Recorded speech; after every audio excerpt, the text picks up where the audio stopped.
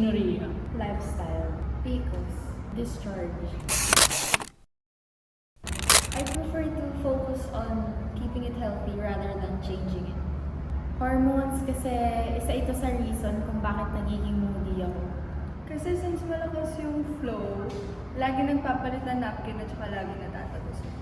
Dysmenorrhea kasi masakit siya pag nagkakaroon ka. So gusto ko mawala yung muscle cramps inside.